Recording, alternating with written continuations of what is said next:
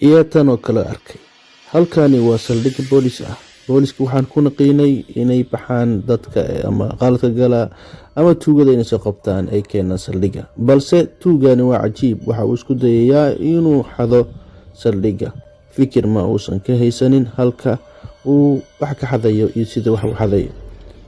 waa uu soo galay, balse waxa uu iska xiray albaabkii uu ka bixi lahaa. waa uu dareemay in wax qaldameen, waana mugdi. waxaana duubaysa kaamirada duubaysa. waa uu daarnalka. waxa isku dayayaa inuu albaabkaasi ka baxo, balse wax natiijo ah ma leh.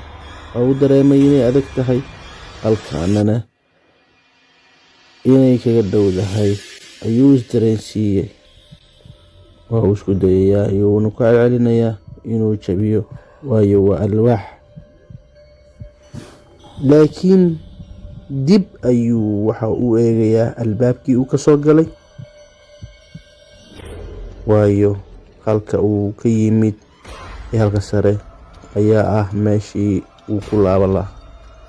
waa uu isku dayayaa buruska inuu ku garaaco, buruskiiba ayaa jabay, waayo waa saldhig wayna adag tahay cid waliba uu soo gasha inay ka badbaado. adduunka noocan oo kale ama tuugada noocan oo kaleeta waxay ku tilmaamaan nacas kala jiray. waa cajiib.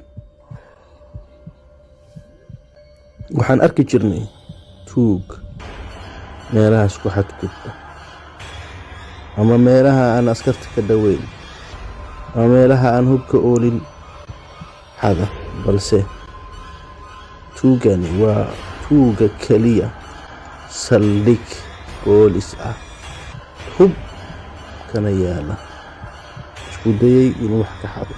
aad ayuu u oomay. waxa uu ka dhaqaajiyey baaldiga. waxa uu isku dayayaa inuu inta yar u oomay inuu biyo cabo nasto. uu fiilan waayey. waxaa iskugu darsamay oon iyo daal. waa uu dareemay askartii ayaa u timid, gudaha usoo galeen. markiiba uu isdhiibay. ayagana ma aysan iswaarin. halkee lagu xiri doonaa? ma saldhig kale ayay geey doonaan, misne isla saldhigan ayay dhinac kaga xiri doonaan? waa cajiib. waa waxa caalamka ilaa iminka isweydiinayaan.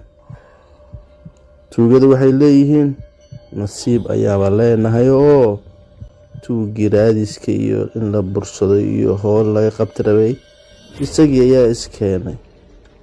wartan oo kaleeta ayaa arkay. aad ayaan idin salaamayaa. intaasi ayaan kusoo afmeereynaa. khayr ayaan idin sheegay. asalaamu calaykum.